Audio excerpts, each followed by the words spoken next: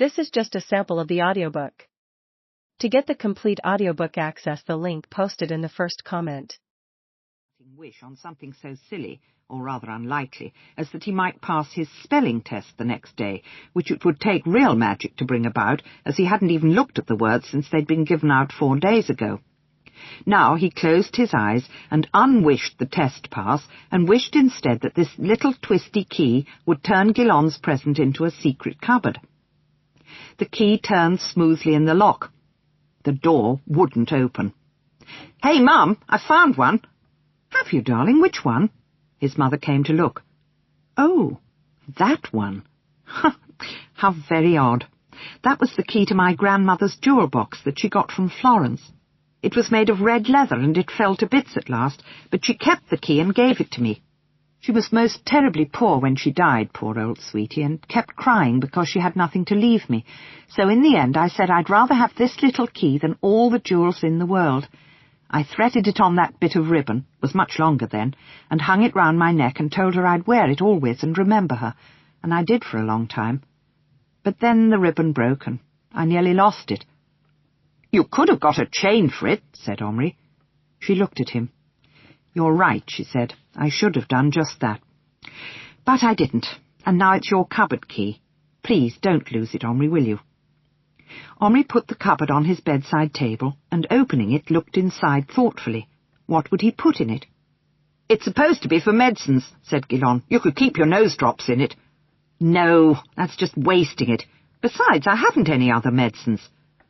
"Why don't you pop this in?" his mother suggested, and opened her hand. In it was Patrick's red Indian. "I found it when I was putting your trousers in the washing machine." Omri carefully stood the Indian on the shelf. "You going to shut the door?" asked his mother. "Yes, and lock it." He did this, and then kissed his mother, and she turned the light out, and he lay down on his side looking at the cupboard. He felt very content. Just as he was dropping off to sleep, his eyes snapped open. He had thought he heard a little noise, but no, all was quiet. His eyes closed again. In the morning, there was no doubt about it. The noise actually woke him. He lay perfectly still in the dawn light, staring at the cupboard, from which was now coming a most extraordinary series of sounds. A pattering, a tapping, a scrabbling, and surely a high-pitched noise like, well, almost like a tiny voice. To be truthful, Omri was petrified. Who wouldn't be? Undoubtedly there was something alive in that cupboard. At last he put out his hand and touched it. He pulled very carefully. The door was tight shut, but as he pulled, the cupboard moved just slightly. The noise from inside instantly stopped. He lay still for a long time, wondering.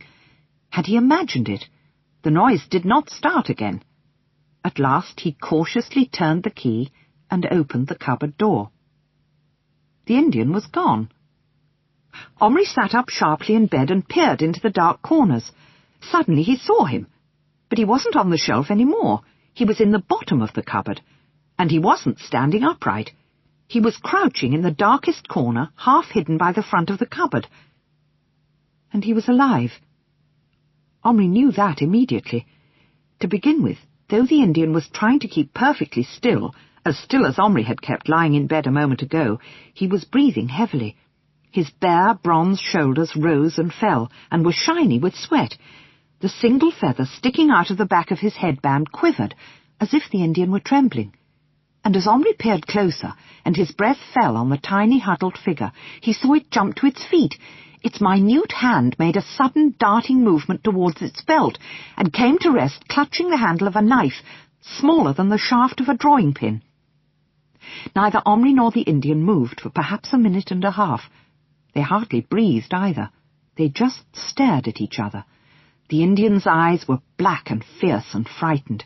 His lower lip was drawn down from shining white teeth, so small you could scarcely see them except when they caught the light. He stood pressed against the inside wall of the cupboard, clutching his knife, rigid with terror but defiant.